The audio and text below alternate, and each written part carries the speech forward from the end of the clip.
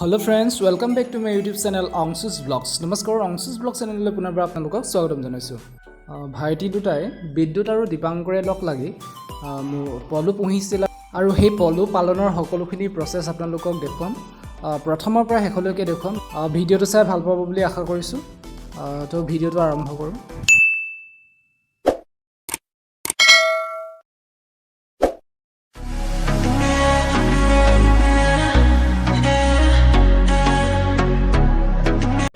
প্ৰথমতে লেটাবিলাক এনেদৰে হিঙি ৰখা হয় আৰু অলপ দিনৰ পিছত চকৰি ওলাব।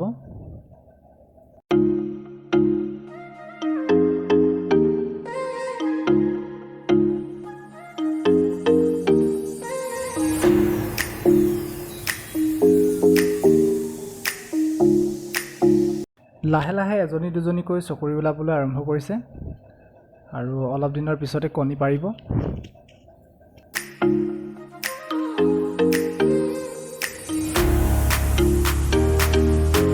চকৰিবিলাকে কণী পাৰিবলৈ আৰম্ভ কৰিছে। এইবিলাক কণী দেখিছে আৰু কিছুদিনৰ পিছতে পলু ওলাব কণী ফুটি। আৰু এইফালে অলপ চকৰি ওলাব বাকী আছে আৰু এইফালে কণী ফুটি সৰু সৰু পলু ওলাইছে আৰু এতিয়া এৰাপাত খোৱা হৈছে। সৰুতে এৰাপাত খোৱা হয়, ডাঙৰ হ'লে কেঁচেলুপাত খোৱা হয়।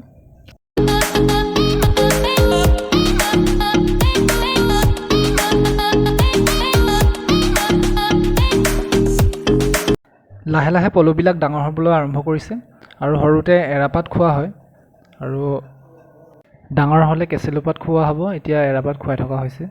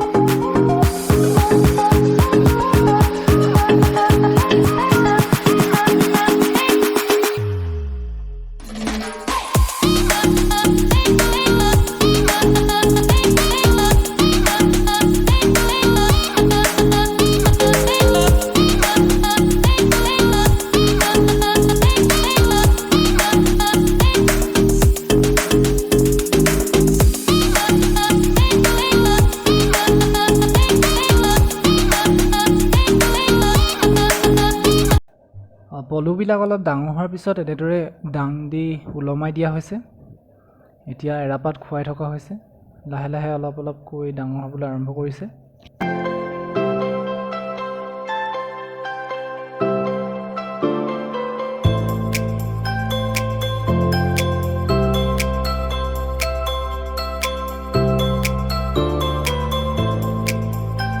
আৰু অলপ ডাঙৰ হোৱাৰ পিছত এনেদৰে কেঁচেলুপাত খুৱাই থকা হৈছে। লাহে লাহে ডাঙৰ হৈ গৈ আছে।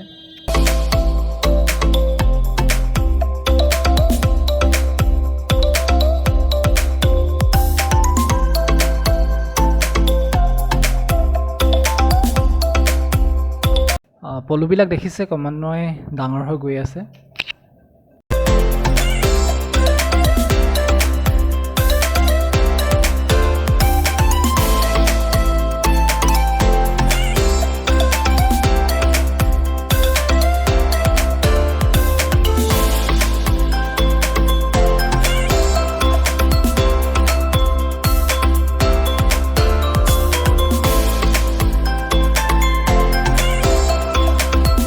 যেতিয়া পলুবিলাক লাহে লাহে ডাঙৰ হৈ গৈ থাকে তেতিয়া বহুতখিনি ঠাই লাগে আৰু সেইবাবে এইফালেও অলপ অনা হ'ল।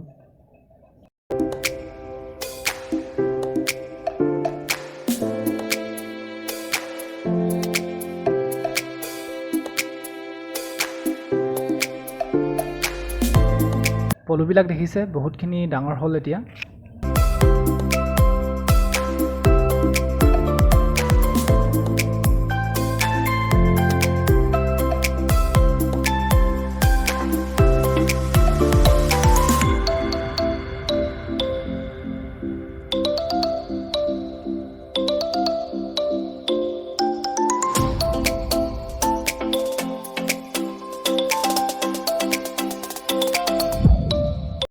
এতিয়া লাহে লাহে মুগাবিলাক পকিবলৈ আৰম্ভ কৰিছে। এইবিলাক পকা মুগা হয়।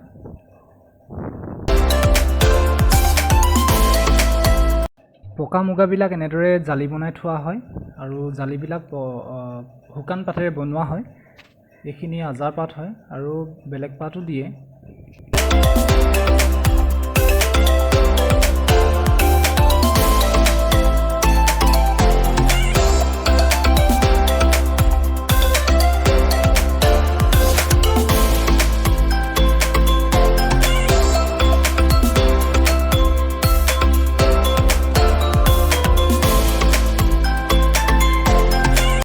এইখিনি পকা মুগা হয়।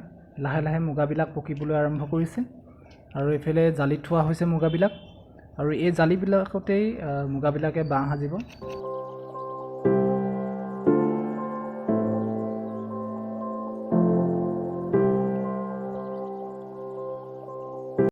যিবিলাক মুগা পকে সেইবিলাক ওপৰলৈ উঠি যায়। দেখিছে আপোনালোকে এইবিলাক ওপৰলৈ উঠি গৈছে। এই ওপৰলৈ উঠি যোৱাবিলাক পকা মুগা হয়। আৰু এনেদৰেই পলুবিলাকে বাঁহ সাজে আৰু এই বাঁহটোৰ পৰা সূতা হয়, সকলোৱে জানে।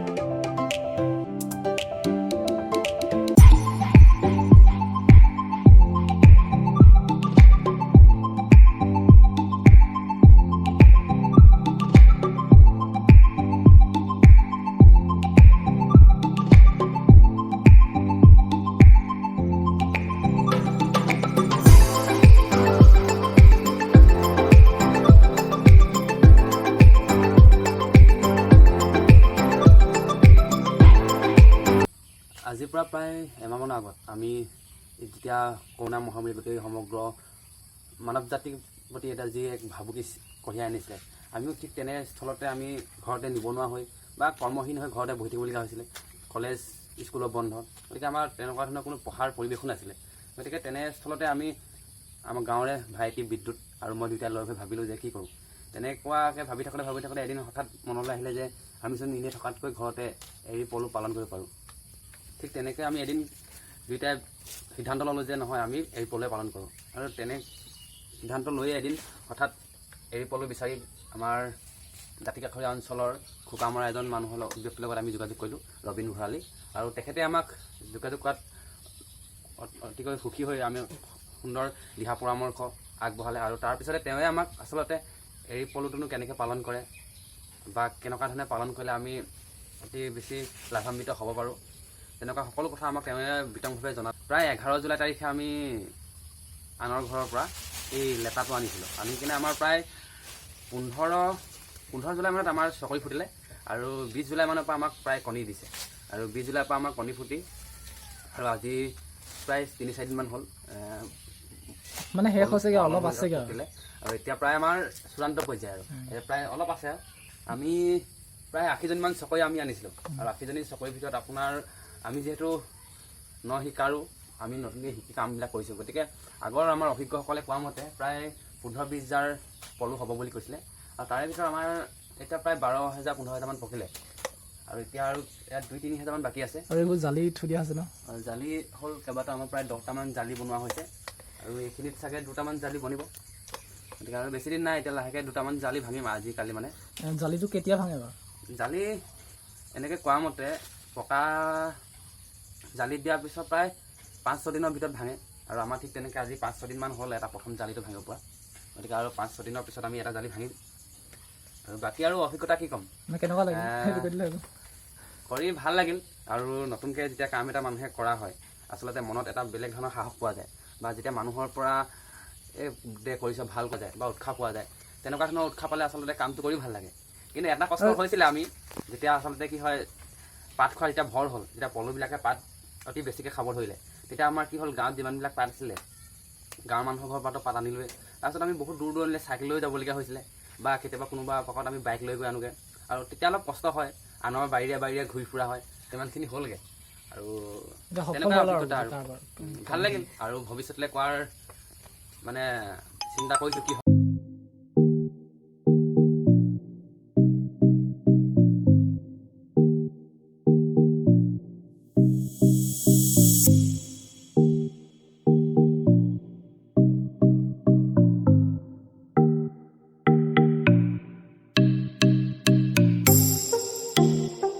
পলুবিলাকে জালিত বাঁহ বান্ধিলে দেখিছে আপোনালোকে?